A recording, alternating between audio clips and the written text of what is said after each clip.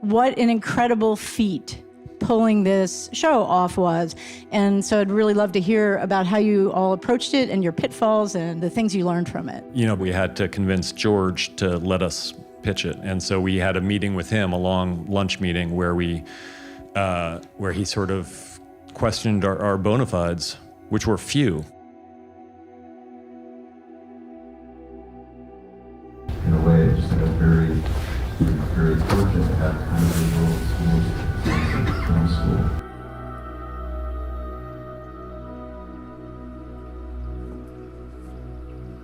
Yeah, fuck you too. Fuck me, fuck you.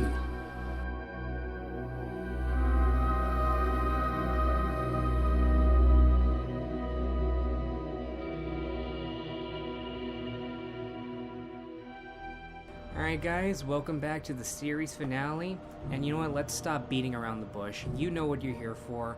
Let's talk about the creative burnout of David Benioff and D.B. Weiss.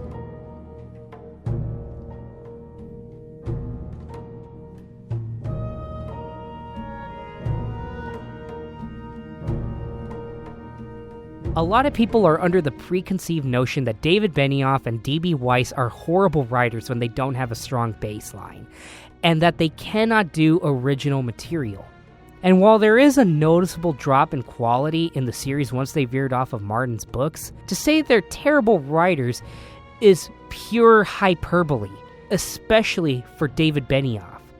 While people are quick to point fingers at the fact that he's a credited screenwriter on X-Men Origins Wolverine, what many fail to point out is that he was an early writer who did the film more of a R-rated feature akin to Logan, but much of his stuff was thrown out and heavily rewritten by Skip Woods. And that's not even counting his own two novels, 25th Hour, also the feature-length film directed by Spike Lee, which he wrote the screenplay for.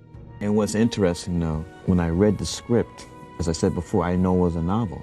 So I went back to the novel, and that scene we just talking about, the FU montage in the novel. So I called David Benioff. I said, David, where is this scene? Well, it got developed out. I said, put it back in. And City of Thieves, which was apparently one of the many inspirations for the critically acclaimed video game The Last of Us. Even D.B. Weiss, who has noticeably fewer credits compared to his friend, is also decent as a writer with his only novel, Lucky Wander Boy, which is basically a better version of Ready Player One. I gave myself a crash course in 80s Saturday morning cartoons. Land of the Lost, Thundar the Barbarian, He-Man, Schoolhouse Rock, G.I. Joe, I knew them all, because knowing is half the battle. That's what it says. I'm not lying. That's what he wrote. Make of that what you will. And as far as the prior seasons are concerned, before they went off the books, Benioff and Weiss wrote nearly all of the episodes, with the exception being a couple written by either George R.R. Martin, Brian Cogman, Dave Hill, Vanessa Taylor, or one episode co-written with Jane Goldman. So why is it that everyone is quick to jump on these two? Quite simply, they've made themselves the face of this season. At the end of each episode, there's a little inside the episode featurette where Benioff and Weiss go through the episode and pretty much justify their decisions creatively for the audience. Now, I love seeing this stuff on TV shows. I love getting to see this side of the art, and I love knowing who was responsible for some of my favorite moments of all time and what drove them to do that. Some good examples are Breaking Bad's featurettes. But with this season, there's something off about how Benioff and Weiss deliver what happens.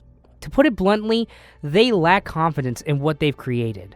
Something I've noticed when watching all of the Inside the Episode videos, there's this annoying habit that D&D have when it comes to explaining character motivations.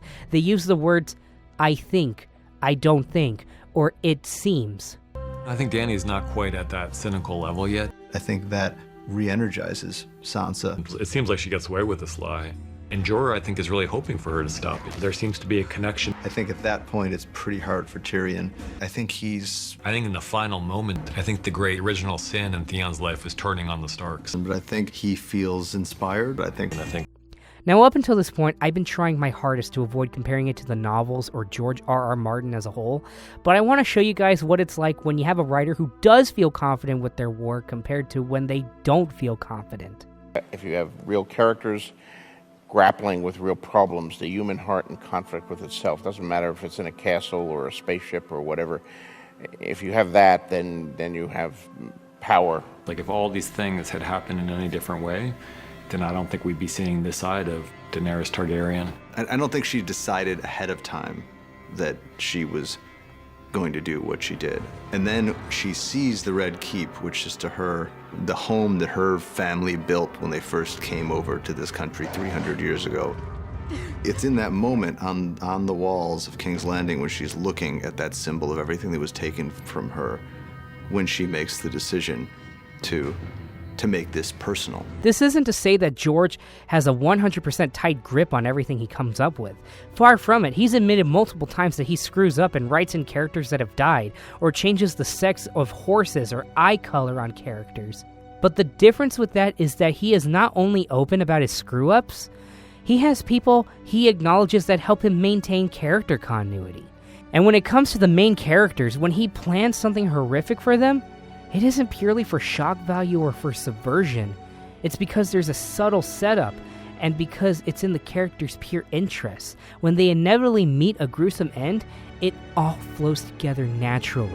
In the stroke, he's crippled, he's damaged, and we discover his doubts and his failings and his temptations and his justifications, and all of that helps to humanize him. A reason why he's taken so long to write The Winds of Winter and A Dream of Spring, it's because he's juggling so many characters all at once and needs to make sure everything they do and where they go is cohesive and narratively fits with how the characters are written. When he discusses where he's going, he still carries it with the same sense of anticipation and confidence as when the show began. Benioff and Weiss, meanwhile, they sound burnt out and can't usually come up with reasonings behind their explanations. Oftentimes, they revert to vague non-answers, the most famous of which that has been memed to high hell is that Dany kind of forgot about the Iron Fleet and Euron's forces. She forgot? You know, Jon forgot that they're related for just a second. Bronn forgot his mission. Everyone just kind of forgot to use brain. Daenerys forgot for a second that she could burn ships. Varys just sort of forgot where his loyalties lie. Arya just kind of forgot that she can use disguise. Tyrion forgot how to use his brain. While Dany kind of forgot about the Iron Fleet and Euron's forces. My second reaction to this was, what the fuck? Hey, GNG. What the f? If they had said literally anything else, like Dany was not in the right headspace, and right when she's at her most distracted and vulnerable, she didn't anticipate how soon Euron's forces would be upon her, and that really crippled her in the long run. That would have solved everything. In this new age of media consumption, we look at the actions of creators with a lot more scrutiny, and especially since they're off the books, there's no one else to point the blame at but them. But this goes even beyond their explanations in the show, because outside of the show as well, the shorter episode count is 100% on them. Because while I haven't seen proof that many others claim that Casey Bloy, the head honcho at HBO, was willing to give them 10 episodes like the older days, or 10 seasons like Angry Joe says, they've talked incessantly about making the whole series feel like a 73-hour-long story. And that was around the time Season 7 came out. But why would they be willing to skip to the end? The reason why, I theorize, is actually kind of heartbreaking. Quite simply, they haven't had a chance to branch out outside of Westeros forever. Bloy himself stated in an article, Dan and David will have been at this for 12 years, which is an amazing fact. They didn't go and do movies in between seasons. They didn't set anything else up. They put everything and are putting everything into this show.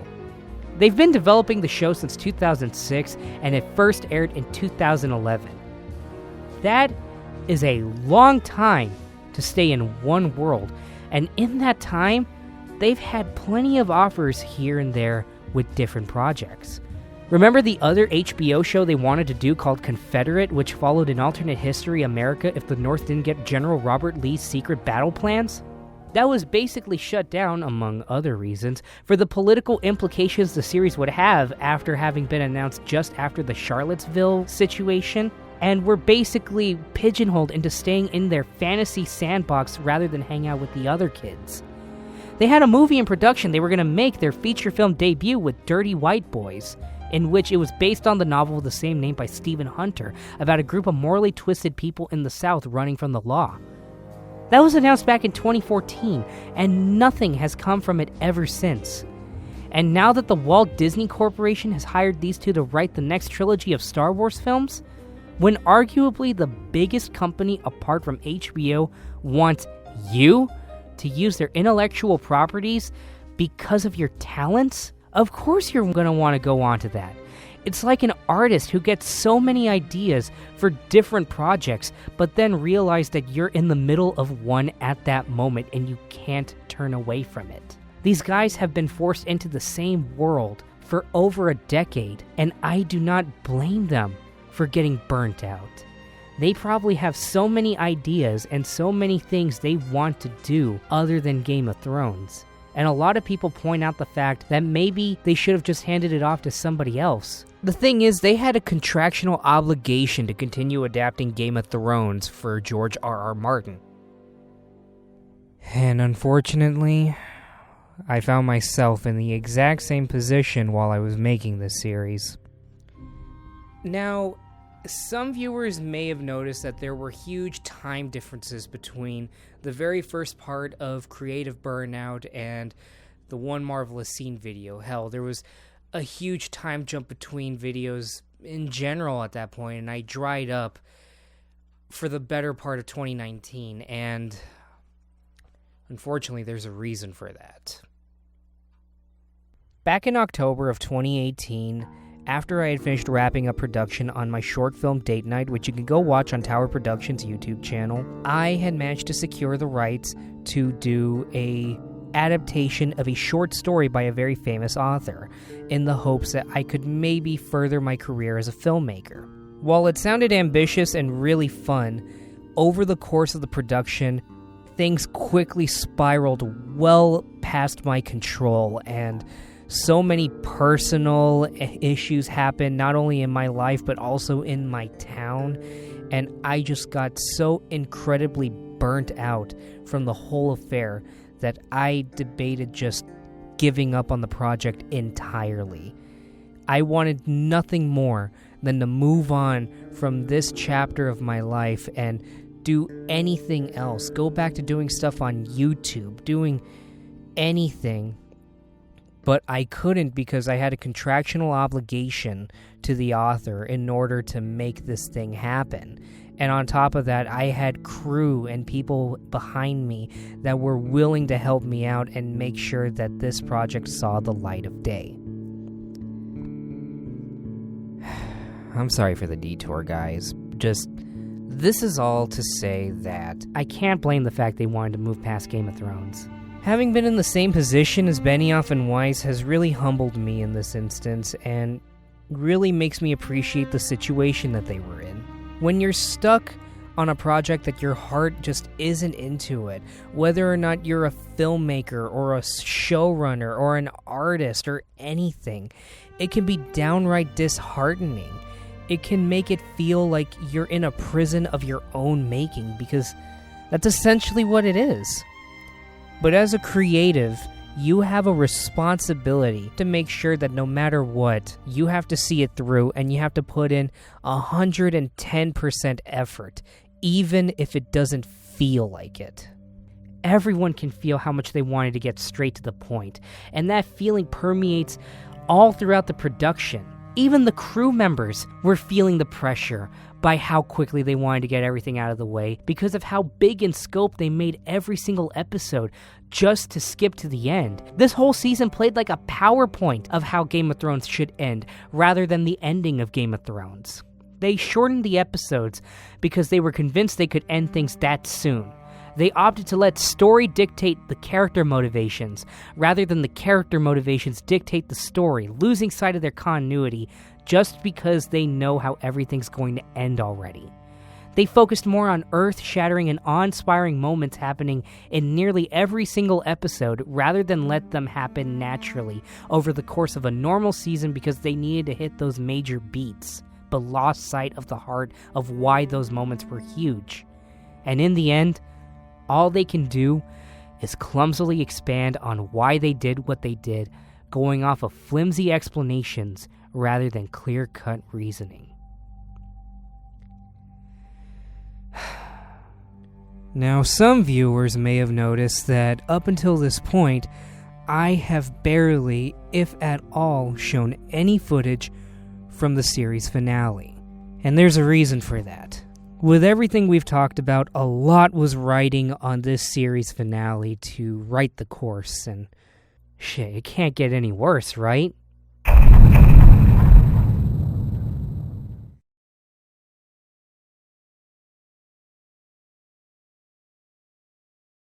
What exactly is the treatment here going to be then? Oh, it's quite simple, really. We're just going to show you some films. You mean like going to the pictures? Something like that. Well, that's good. I like to biddy the old films now and again.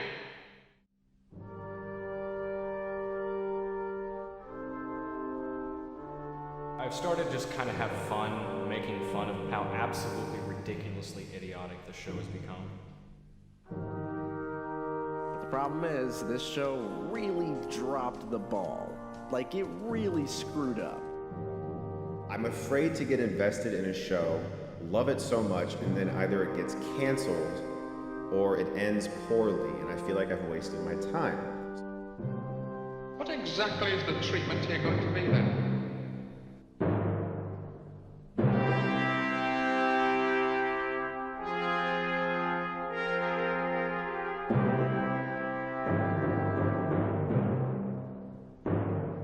Wasted potential is the best way to describe Season 8 of Game of Thrones, and nothing solidifies that definition better than the series finale itself. Like I've said numerous times in this series, what happens makes sense on paper, but the execution of it has just been so unbelievably messy, and I know I'm not alone on that. And in a way, this series finale is the perfect culmination of everything that we've brought up until this point. The episode count cripples a lot of the ideas that are presented in this episode, and just so many things happen in this episode alone that could have been expanded upon for yet another season. That's 3 seasons we could have gotten. We could have gone to 11, 12, 13 seasons, but I guess they wanted a life. Things like Yara pledging allegiance to the Targaryens, especially after the massacre that happened at King's Landing, the implications of what would happen under Dany's ruling as a tyrannical leader, the buildup of Jon trying to delay Tyrion's execution, Grey Worm basically going mad with power by being given free rein to Dany's armies. On top of that, the buildup of Jon killing Daenerys felt so fast, and just when we were getting to the points where we wanted to see what happens next, the fallout of Jon killing the Queen, the kingdom being split because of her death, Sansa learning of the massacre at King's Landing, we get a time jump of a few weeks. The character continuity is at its absolute worst in the form of Bran becoming king after Tyrion tried his damnedest to get Jon to be the king. Jon's turning on Dany made sense, but having Tyrion immediately turn his back on Jon to go on Bran's train literally breaks the character continuity of that same episode.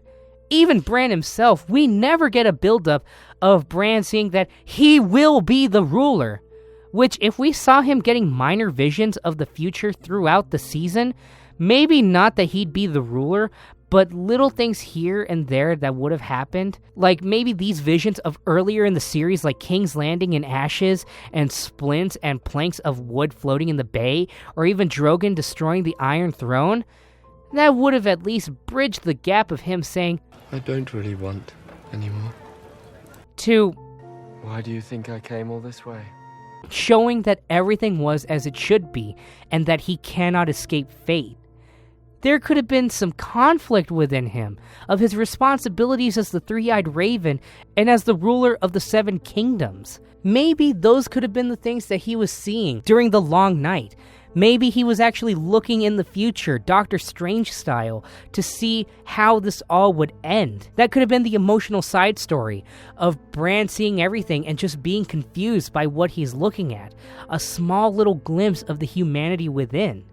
And then there's Bronn, which that's a whole can of worms I don't even want to open.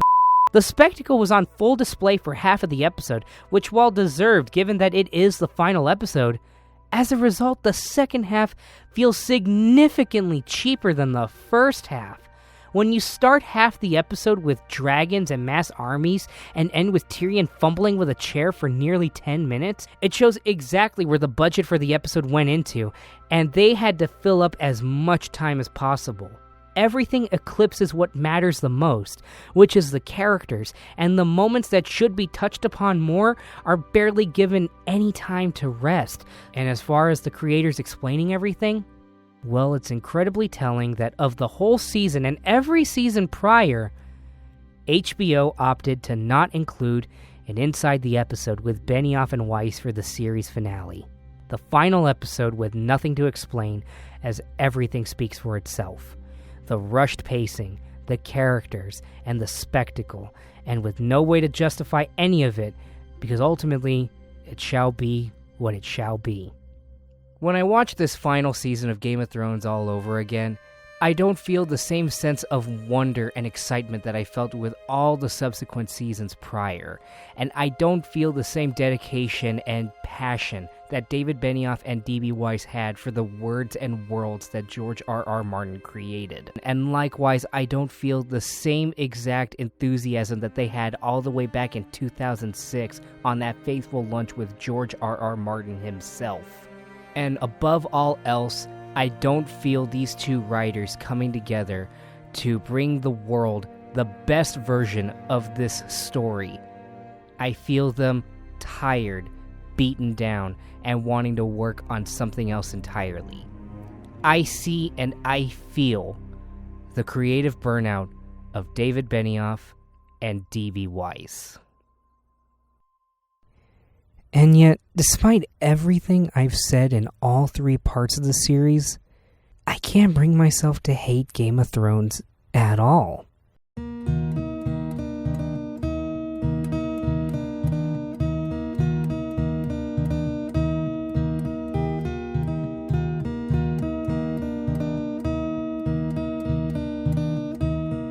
The finale of a series is inherently bittersweet. TV is one of the bigger examples of a long-form narrative, and because of older rules for how you'd carry out said narrative, expectations were thrust on it. Professionals would always refer to comic stories as having the illusion of change rather than change itself, but the same applies to most television shows. Frasier would still run his radio show and be stuck with his father. There'd still be a mystery to solve in Twin Peaks, and Bart Simpson would still be in elementary school. As TV evolved as an art form and more creatives started to take their work seriously, there were more concentrated efforts to engross the audience with the characters by actually changing them. You actually get to see Walter White go from Mr. Chips to Scarface. But the problem with having hours upon hours of story is that eventually it'll all lead to one thing and one thing only: the ending. And in the world of television, unlike comics or novels or film itself, you're rarely ensured a proper ending. Shows like My Name is Earl and Angel were canceled before they were given a chance to have a logical conclusion, ending on a cliffhanger. Shows like Dexter and Twin Peaks for a time ended on a note that left many fans bleak after a shift in creative control, the latter given a second chance over a decade later to make things right. Things like Firefly and Vinyl were canceled before they get a chance to expand on their worlds, and the Netflix Marvel shows are stopping due to business deals happening behind closed doors. And likewise, the opposite effect can be true, as The Simpsons and Family Guy have been going on for years in a state of arrested development, with multiple endings having passed them by at this point. To end a series will always leave people empty, and in truth, it would have been a fool's errand to end Game of Thrones on a note where everyone is satisfied and happy. The best you can hope for with a show is that while it may not be perfect, it ends on a note that is consistent in tone for the rest of the series. There's a reason why Breaking Bad, MASH, and 6 Feet Under are textbook lessons on how to end a show. But whether or not a show has a good ending or not, there's one thing that I've learned throughout the years of being burned by TV show finales, which is that it's not about the destination, but the journey. In our anger and dissatisfaction for the show, we often forget to acknowledge the fact that thousands of very talented and hardworking people work hard on the shows we watch.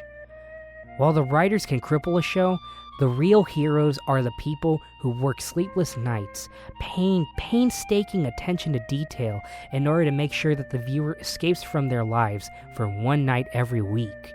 And moments from those shows stick out in our minds for years to come. Stan Lee once said that entertainment helps people from going off the deep end, that being an entertainer is important. That's what makes TV so magical. Even when it's bad, the journey getting to the end is exciting, and when it comes together at the end, revisiting these worlds can be magical. To notice details you've never caught the first time around, much like a film you've adored at a young age, or a game you haven't played in years, and discover new secrets by just going off in a different direction. It can be passed down for future generations. Game of Thrones ended on a disappointing season, and while the creators checked out at the end, one cannot deny the effect that Martin, Benioff, and Weiss had on the TV industry as a whole. They set a new standard for television that showrunners in the same field need to surpass now. Even at its worst, it's better than most shows and broke down the walls for all of these people to move forward in their careers. Anyone would be lucky to have not only worked on this series, but also be a part of the experience of it being on TV at the time. And the moments and memories made along the way, the experiences shared in front of our TV sets, and the tears shed from heartbreaking twists and turns were well worth it all in the end. So what now? Go watch something else. There's a wide world of shows to watch now, and there's a lot to get engrossed in. Whether or not they get to end properly, it doesn't matter at the end of the day. What matters is that we're entertained. Hell, I hear Barry's pretty good. I just want time in a tree. I need a place just for me. Somewhere that I can be free. Keep the faith and just be what you guess rules are there to break, but I make mistakes. It took a while, but we finally made it to the end. Shout out to Benji PKC for helping out with the Chapter 5 intro. The link for his channel will be in the description below. He's doing commissions. Go support him. I also want to shout out Jushi B, OneWater 418 9580, Alexander Siswar 030, What If Gaming, and Amelia International for recommending some series finales in my community post. You guys made this possible, and I couldn't have done it without you. Also, I want to shout out Renegade Pop Culture, which is a website that me and my buddy Kiona Tang do. We have a weekly podcast that I appear on. Go check it out. The link will be in the description below. Honest to God, this series was hell to finish, and I am so thankful for all your guys' love and support. Please donate to the Patreon if you can. Now that this series is done, I have so many ideas I can't wait to share with you guys. Stay safe out there, and I'll see you guys in the next video. Take care.